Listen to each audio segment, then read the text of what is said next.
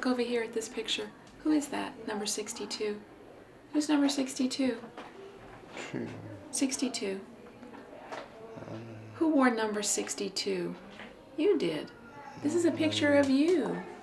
On some days, 67-year-old Ralph Wenzel doesn't remember his career as a lineman in the National Football League.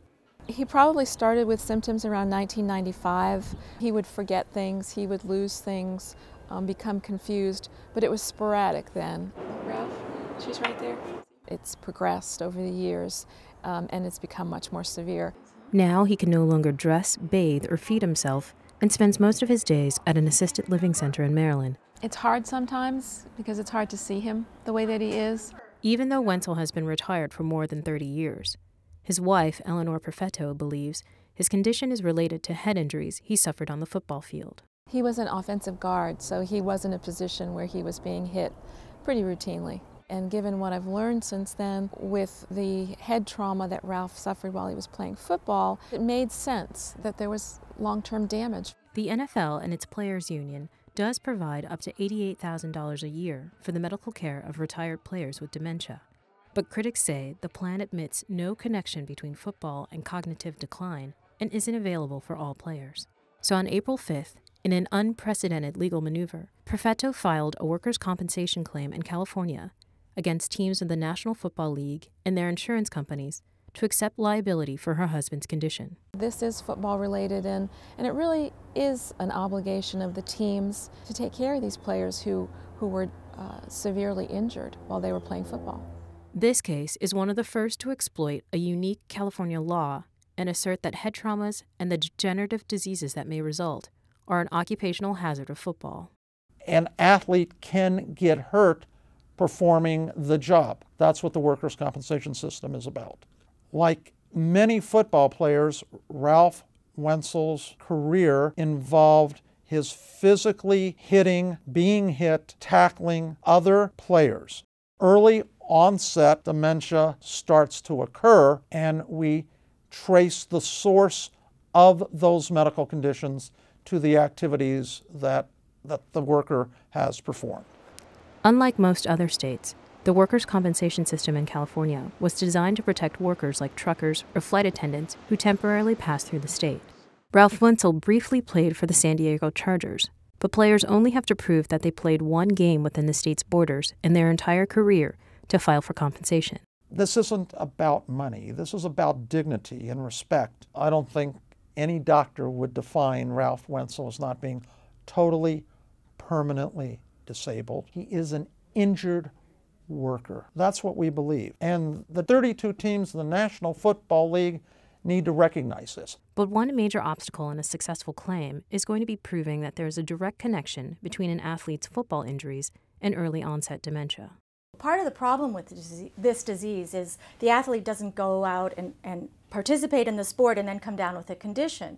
What usually happens is the person plays the sport in their teens and their 20s. Most individuals retire by their early 30s, and they aren't symptomatic at that point. In fact, most cases don't become symptomatic until a decade or so later. So it's in their 40s or even their 50s that they start to have symptoms. You're not thinking, wow, this is from those head injuries that he had 10, 20 years ago. Wenzel's lawyer says the California system allows him to look at head injuries in football the same way as an asbestos exposure or carpal tunnel syndrome. That is, as a workplace danger whose effects can take several years to manifest itself. If the repetitive lifting can cause back injury, then high-velocity blows to the head can cause brain injuries. The workers' comp claim is helped by a growing body of scientific research and medical evidence that has linked head injuries to degenerative brain diseases like chronic traumatic encephalopathy, or CTE. When you knock your head around, it jars the nerve cells, things get all discombobulated, and these proteins start building up. And I think it may provoke or trigger neurodegenerative diseases. Neuropathologist Anne McKee was one of the first to discover the correlation. An avid football fan, McKee has examined the brains of deceased football players and was shocked to discover abnormally high levels of tau, a brain protein that could bring on dementia in people in their 40s or 50s. This photo compares a normal brain on the left with that of a 45-year-old football player. The tau protein appears as a brown stain. This is nothing even close to normal. This is not something we ever see in an individual who led an ordinary life. And to see tremendous neurodegenerative change, that is, a brain that has now deteriorated, that type of brain degeneration you really don't see, even in a person that lives to be 80 or 90 or even 100. And it's quite extraordinary, the damage that we're finding in these football players. Coming back, coming back. In some cases, like Ralph Wenzel's, the brain damage is so severe that the only option is round-the-clock care at a facility that can cost about $100,000 a year. As Ralph really began to decline, I knew that eventually Ralph would need to go into long-term care, and I knew what a significant financial burden that would be. Perfetto says the main goal of her workers' comp claim is to receive lifetime medical care for these players. Some milk now?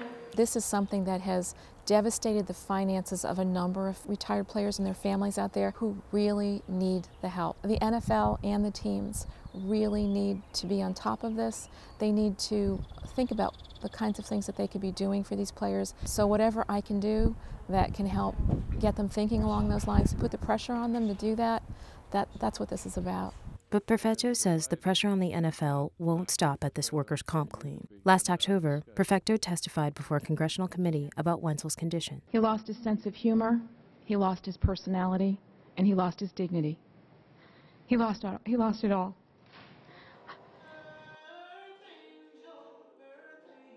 And she says she'll continue to speak out for Ralph Wenzel and others like him who can no longer speak for themselves. My husband was lucky in one way.